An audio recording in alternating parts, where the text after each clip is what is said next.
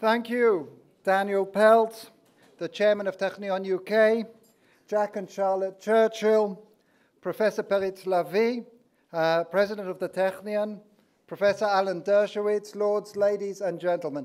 This evening is an extraordinary pleasure for Zahava and myself to be at. We go to quite a lot of evening events. Most of them are full of politicians, where in these days you're asking how many polling points are reflected in the room.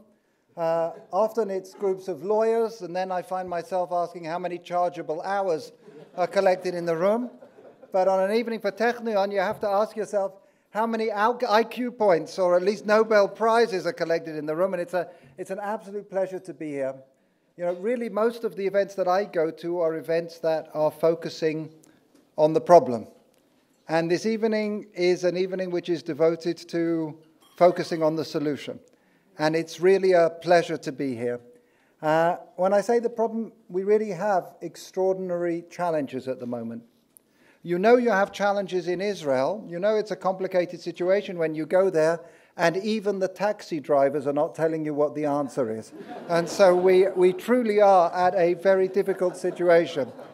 You know, anybody that was following, and I know in this room I don't need to speak about it, anybody that was following what went on this past summer, 51 days, 75% of Israelis having to live their lives close to bomb shelters, anyone that's been following, as you all have, the terrible attacks in Jerusalem since that summer, anyone that looks at what is going on our borders, where on 4 out of 5 of our borders we find ourselves actually not with a functioning state, but with a terrorist organization or a militant group.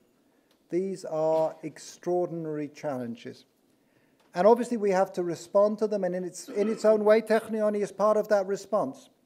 The fact is, this past summer, the most single significant game changer for Israel's security was the Iron Dome technology, which shoots missiles out of the air with a missile that was developed based on technology that was researched and developed in the Technion.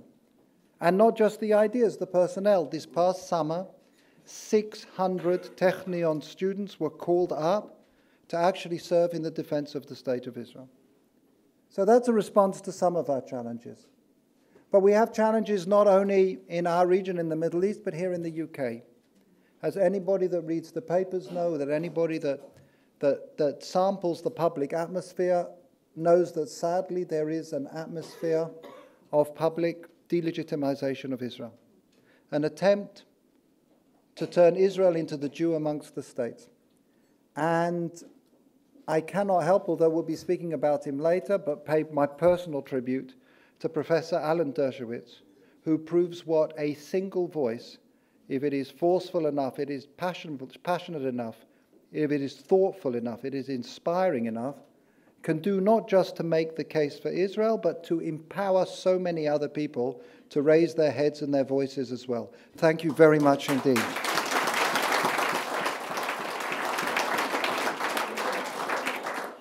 But I think when I say today is about the solution, I mean something that's perhaps deeper than that. Because we have to respond to the threats that we are facing, but there's a more profound response. If we think about what is going on in the Middle East today, you can look at the upheaval that is going on in the countries around us, and you probably have to go back 100 or maybe even 1,000 years to find a similar period of upheaval. And when you try and analyze it, it's obviously different from country to country. But I think one way of understanding it, you try and break it down, is it generational conflicts, is it ideological, ethnic, theological conflicts? But I think in one way, these are conflicts between people who are trying to take their countries, their peoples into a better future, and people who are trying to pull them back into some primitive past. And I think the spirit of the Technion and the spirit that has guided it for 102 years is that spirit of the future. And it's not just the countries around us. I've spent more than 20 years in the negotiating room for Israel. And if I had to summarize what my personal takeaway is from those years in the negotiating room, it would be this. Any classic textbook on negotiation theory will tell you that any large-scale negotiation is really 3 negotiations in one. There is first and foremost a negotiation between us and them. It's called the negotiation across the table. But if it's a large-scale negotiation, you have on your side of the table different interests. The Ministry of Defense that want to know what it's going to do to our security. The Ministry of Finance that wants to know what it's going to cost. The Ministry of Foreign Affairs. And there's a tug of war. And that's called the negotiation along the table. And then finally, at a certain stage in the negotiations, you actually have to sell the deal to the people that sent you. And that's called the negotiation behind the table. So those are the three classic dynamics: across the table, along the table, and behind the table. But I think my personal takeaway from many years in the negotiating room is that there is one more dynamic that takes place, a fourth dynamic. And that's a dynamic that takes place within each negotiator. And that's a negotiation between the past and the future. If you like, a negotiation between the voices of the grandparents and the voices of the grandchildren. And the challenge for the negotiators is to amplify the voices of the grandchildren, to try and make the future as compelling as the voices that are trying to bring us back into the past. And I think the Technion is truly giving voice, amplifying the voices of the grandchildren.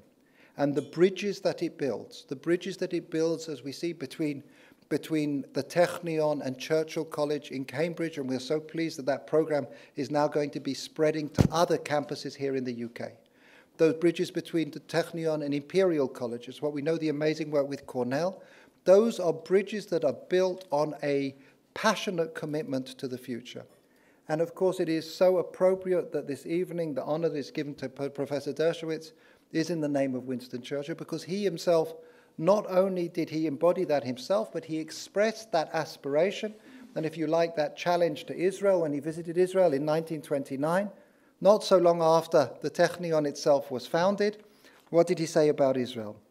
He said, "I believe a Jewish national home will be a blessing to the world, to the Jewish race scattered all over the world, and a blessing to Great Britain. Today, I think we are beginning to see that miraculous dream come true, and the Technion is a critical part of it. Thank you very much indeed."